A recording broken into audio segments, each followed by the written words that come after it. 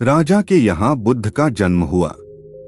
पिता ने ज्योतिषियों को बुलाकर भविष्य पूछा। उन्होंने कहा, या तो यह सम्राट होगा और या तो यह साधु होगा। एक तरह से देखा जाए तो सच्चा सम्राट भीतर से साधु ही होता है।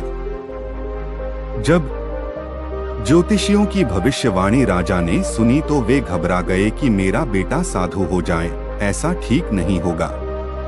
राजा ने पूछा, कोई उपाय बताए, क्योंकि मैं चाहता हूं कि राजा का पुत्र राजा ही बने। ज्योतिषियों ने मैं कहा कि इसका लालन पालन व पूरा जीवन बड़ी सावधानी में बिताना होगा।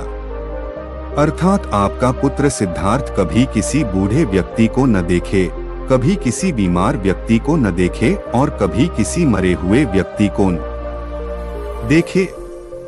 जब तक ऐसा होगा तब तक वे राजा ही बने रहेंगे। अगर ऐसा नहीं हुआ तो वे साधु बन जाएंगे।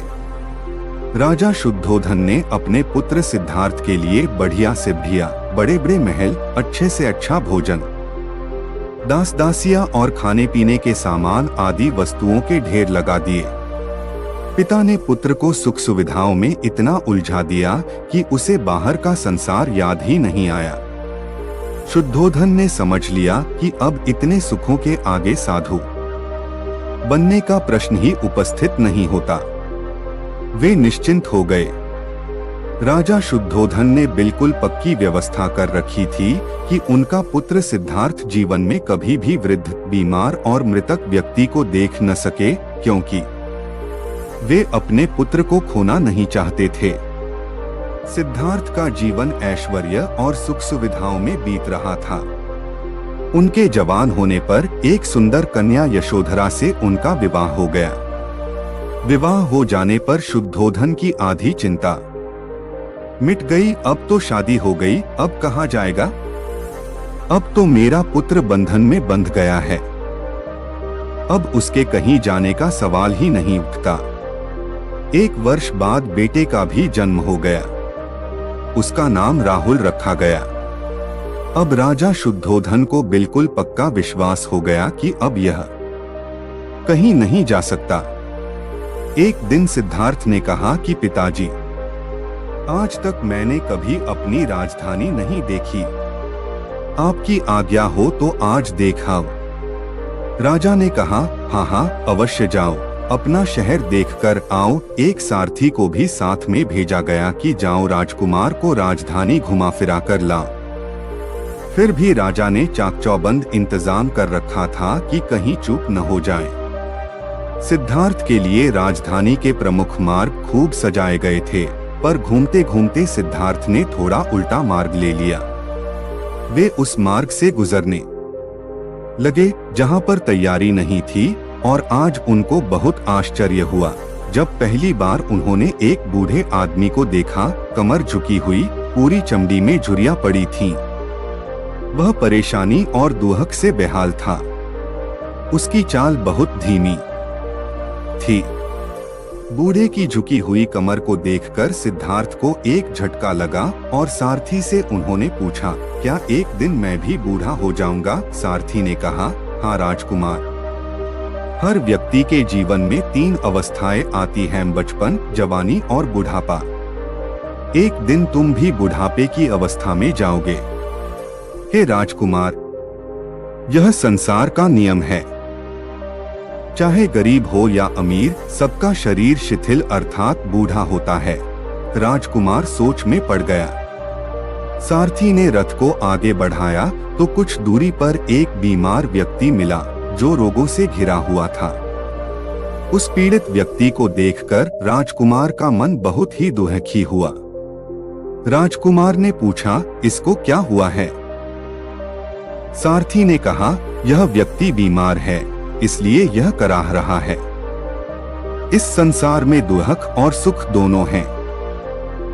यह है अपने अपने भाग्य की बात है कि कोई दुखी है और कोई सुखी है।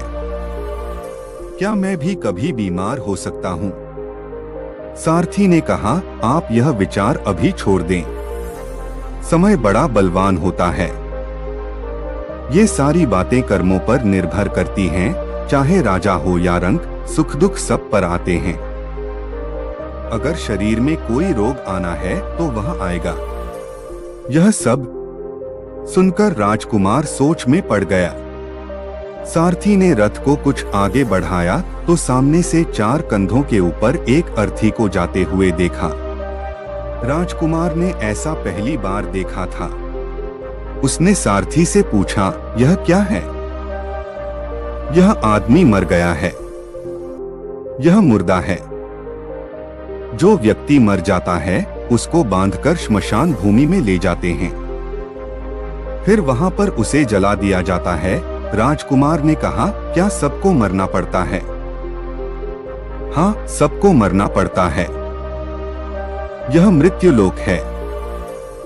जो जन्म लेता है उसे कभी जग भी अवश्य ही मरना पड़ता है। तो इसका मतलब यह हुआ कि ठीक इसी तरह से एक दिन मुझे भी मरना होगा। मेरी देह भी मुर्दा होगी और मुझको भी 4 कंधों पर उठाकर ले जाया जाएगा। मुझको भी ऐसे ही रस्सियों से बांधा जाएगा। मेरे भी आगे पीछे घर के सदस्य रोएंगे, तड़पेंगे और जिस संसार को मैंने इकट्ठा किया है वह सारा का सारा मुझसे छूट जाएगा। इसका मतलब यह हुआ कि क्या एक दिन मैं भी मर जाऊंगा? क्या एक दिन यशोधरा भी मर जाएगी? क्या एक दिन मेरा राहुल भी मर जाएगा? सारथी ने कहा, हाँ राजकुमार, एक दिन मैं भी मरूंगा, आप भी मरेंगे, यशोधरा भी मरेंगी और राहुल भी मरेगा, क्योंकि यह सब मरने के लिए ही पैदा होते हैं। उस रात सिद्धार्थ सो न सके। सोचने लगे कि क्या संसार में इतना दुहक है, रोग है, बुढ़ापा है और ऐसे में मैं खा पी कर कैसे जी सकता हूँ? नहीं नहीं, ऐसा मुझसे नहीं हो सकता। मुझे खोजना होगा उस तत्व को जो दुहक, पीड़ा और शोक से रहित हो, जो भय, भ्रम और भूल से परे हो, जो अनंत आनंद से भरा हो, जिसे पाकर फिर और कुछ पाने की इच्छा न हो। सिद्धार्थ वैराग्य के शिखर तक पहुंच चुके थे। बस उसी रात को उन्होंने घर छोड़ दिया। सारथी से कहा कि नगर की सीमा से दूर ले चलो। नगर के बाहर पहुंचकर सारथी को लौटा दिया। फिर कई दिनों तक वन में चलते गए। एक घने पीपल के वृक्ष के नीचे आसन लगाकर ध्यान में लीन हो गए।